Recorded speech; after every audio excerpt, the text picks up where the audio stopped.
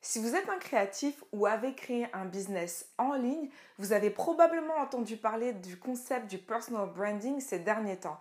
On l'appelle aussi image de marque personnelle en français, mais bon, ça sonne un petit peu moins bien. Et aujourd'hui, je vais vous en parler, je vais vous dire ce que c'est et pourquoi vous en avez besoin.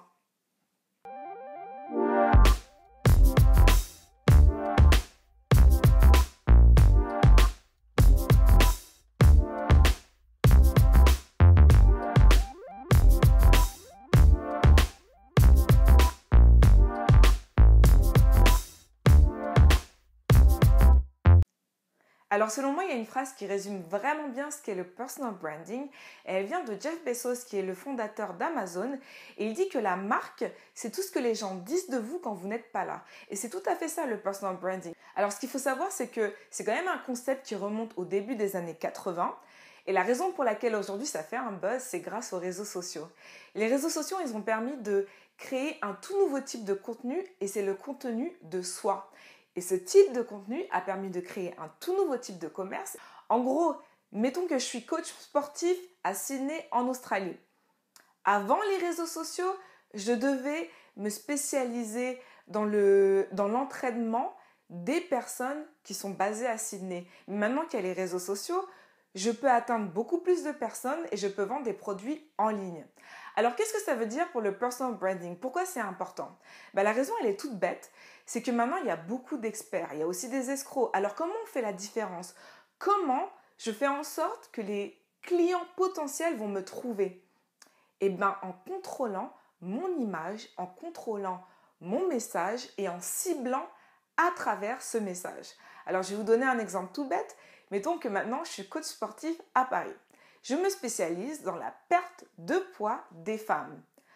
Ce que je vais faire, c'est que déjà d'une, je vais maîtriser mon message et je vais faire en sorte qu'il soit toujours le même sur les différentes plateformes que j'utilise. Par exemple, je vais dire « Je m'appelle Erika, je me spécialise dans la perte de poids des femmes » et cette phrase-là, je vais la mettre sur Facebook, sur Twitter, sur Instagram. La deuxième chose, c'est que je vais contrôler mon message en le montrant en fait. Donc, je vais montrer que je suis un coach sportif en allant m'entraîner en salle et en postant des vidéos et en montrant une partie de mes sessions avec mes clients. Et la deuxième chose, c'est que je vais montrer que je suis une experte en perte de poids en postant des photos avant et après de mes clients. Qu'est-ce que ça va faire? Parmi ses fans, il y aura Catherine. Catherine va rencontrer Elisabeth. Elisabeth va dire à Catherine « Hey, j'en ai marre, j'ai vraiment envie de perdre du poids, il faut que je fasse quelque chose. » Catherine, qui m'aime sur Instagram, va lui dire « Écoute, moi je suis Erika sur Instagram, elle est basée à Paris, les résultats qu'elle a avec ses clients sont énormes. Tu devrais aller regarder ce qu'elle fait et si ça t'intéresse, tu pourrais la contacter. » Et au pire, si elle n'est pas disponible, elle vend des produits en ligne. Le personal branding, ça va vous permettre, en ayant bien communiqué votre message, de faire en sorte que vos fans communiquent votre message à votre place. Et c'est ce qui est la grosse différence avec le marketing agressif des années 90. Maintenant, ce qu'il faut savoir, c'est que ce qui est nécessaire, c'est le facteur émotif. Alors, ce que je veux dire par là, c'est que, par exemple, je suis coach sportif à New York. Ok? Mon histoire à moi, c'est que quand j'avais 20 ans, j'étais en embonpoint. Je me sentais pas bien, j'en avais marre. Un jour, je me suis réveillée, j'ai dit mais il faut que je me sorte de cette situation, je vais perdre du poids, je vais aller m'entraîner. Et pour faire en sorte que je tienne mes objectifs, je vais poster sur Instagram mon histoire et ce que je fais tous les jours. Qu'est-ce qui va se passer? Les gens vont me suivre, il y aura comme une communauté qui va se créer et on va tous se soutenir. Un jour, je vais avoir des résultats. Certains des gens qui me suivent vont me dire « Mais Erika, comment t'as fait? C'est quoi ton secret ?» À ce moment-là, qu'est-ce que je vais me dire? Mais tu sais quoi? J'aime beaucoup m'entraîner. J'ai trouvé une solution. Peut-être que je devrais aider ces personnes-là. Qu'est-ce que je vais faire? Je vais me former. Je vais passer un diplôme d'entraîneur. Je vais passer un diplôme de nutritionniste et à partir de ce moment-là, je vais commencer à aider des gens. Je peux commencer à les aider hors ligne. Mais je peux aussi aider en ligne en proposant des produits, en postant mes photos et en postant les résultats de avant-après de mes clients. C'est le facteur émotif. Le facteur émotif, c'est que moi, j'étais en embonpoint, j'ai trouvé une solution. Qu'est-ce que ça va faire? Ça va faire que toi là qui me regarde, qui est en embonpoint, qui a décidé de perdre du poids, tu vas te dire, il faut que j'achète faut que j'achète un programme. Tu vas hésiter entre moi et Paul, mais Paul n'a pas d'histoire. Paul, c'est un entraîneur qui a toujours été fit. Paul, c'est un entraîneur qui n'a jamais eu de problème. Logiquement, tu vas être plus intéressé par moi.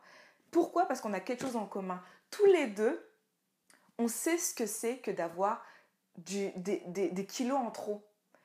Tu vas te dire que en travaillant avec moi, je vais te comprendre. En travaillant avec moi, je vais comprendre ce que c'est que d'avoir ces kilos en trop. En travaillant avec moi, je vais comprendre pourquoi il y a des jours où tu te sens pas bien. Je vais comprendre pourquoi il y a des jours où tu te dis que tu vas jamais y arriver. Parce que je suis désolée, perdre du poids, c'est pas aussi facile qu'on le dit. C'est ça la différence. En maîtrisant son message, en ajoutant le facteur émotif, je vais cibler et je vais avoir les bons clients. Les clients avec lesquels on va travailler dur, oui, mais avec lesquels, quand je vais avoir des résultats, ils vont être tellement contents qu'ils vont en parler à d'autres personnes. Ça, c'est le facteur émotif. Bien évidemment, certains d'entre vous vont me dire « Oui, mais bon, tout le monde n'a pas une histoire larmoyante. » C'est pas ça. C'est pas ça. La vérité, c'est que tout le monde a une histoire. C'est ça la différence. Cette histoire-là, c'est votre facteur émotif. On n'a pas besoin de pleurer. L'histoire, elle peut être toute bête, mais c'est une histoire qui va vous permettre de vous connecter à quelqu'un. Et ce quelqu'un, ça va être un client à vous. Je vais prendre un exemple tout simple. Mettons que je suis une spécialiste en web marketing. Pendant des années, je travaille pour une boîte. Un jour, j'ai un de mes amis qui sait ce que je fais, qui a créé son entreprise et qui me dit « Erika, je vais avoir besoin d'aide du point de vue du marketing. Est-ce que tu peux m'aider ?» Moi, gentiment, je lui dis « Ouais, il n'y a pas de problème. Je t'aide gratuitement, je te donne quelques conseils. » Cette personne-là applique mes conseils. Et là, il y a des résultats. Qu'est-ce que cette personne-là fait? Elle en parle à quelqu'un d'autre. Une autre personne vient me voir et me demande de l'aide. Et là, je commence à réaliser « Mais j'ai peut-être un business, moi. » Ça, c'est mon histoire. Mon histoire, c'est qu'un jour, je me suis dit « Hey, je peux aider des gens. Je peux aider plus de gens que les gens avec qui je travaillais dans cette boîte et le peu de clients qu'on arrivait à cibler avec cette boîte. Moi, si je vais en ligne, si je suis sur YouTube, je commence à enseigner les gens, je vais peut-être atteindre beaucoup plus de monde. Je vais peut-être pouvoir aider beaucoup plus de monde. Et moi, j'ai vraiment envie d'aider des gens. Parce qu'il y a vraiment des gens qui ont des entreprises qui méritent de réussir. Il y a vraiment des gens qui n'ont pas nécessairement un gros capital, mais qui ont un peu d'argent à investir, et ces personnes-là, je vais pouvoir les aider. C'est ça mon histoire, c'est que moi, j'ai réalisé que j'avais un atout, et je vais pouvoir aider certaines personnes. Vous voyez, c'est ça mon facteur émotif, et ça n'a pas besoin d'être larmoyant. Parce que dans les faits, quand vous trouvez quelqu'un en face de vous qui vous enseigne et qui est vraiment bon, vous vous dites que cette personne-là, elle est assez gentille pour donner des vidéos gratuitement, pour essayer de vous aider. Ben oui, c'est vrai que le jour où elle va sortir un programme complet qui va être vraiment ciblé pour vous, vous allez consommer ces produits. C'est aussi simple que ça. C'est pour ça que c'est vraiment important le personal branding. Aujourd'hui, vous ne pouvez pas vous lancer une entreprise sans le maîtriser. Cela dit, j'arrive à comprendre une chose, c'est que le personal branding, ce n'est pas quelque chose de simple. Il y a bien une raison pour laquelle il y a des experts qui sont recrutés, ne serait-ce que pour des grosses compagnies ou pas.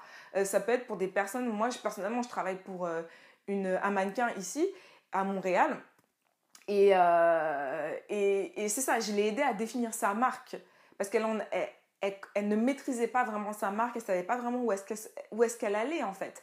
Donc oui, au bout d'un moment, c'est vrai qu'un expert est là pour quelque chose, c'est vrai. Mais moi, je vous mentirais si je vous disais que non, il n'y a aucun moyen d'arriver à définir c'est quoi votre image de marque. C'est pas vrai. Il y a des recherches à faire, oui. Ça demande de repenser vraiment qui est-ce que vous êtes. Mais je vais vous dire une chose. À partir du moment où vous maîtrisez votre message, à partir du moment où vous êtes clair sur qui vous êtes, sur ce que vous apportez et surtout qui est votre cible, vous allez faire des ventes. C'est c'est pas plus compliqué que ça. Vous allez faire des ventes. Mais vous avez besoin d'être clair sur votre image de marque et ensuite apprendre à la communiquer. D'accord? Voilà. Durant les prochaines vidéos, je vais continuer de vous en parler, mais bien évidemment, je vais parler d'autres sujets qui touchent les créatifs et les personnes qui ont des business en ligne. Alors, si vous avez aimé cette vidéo, n'hésitez pas à la liker et puis aussi à la partager et à souscrire parce que dans les semaines à venir, comme j'ai dit, je vais publier plusieurs vidéos. De toute façon, je publie des vidéos tous les jours. Donc, c'est aussi simple que ça, du lundi au vendredi, ok? Donc, je vous dis à demain. Bye!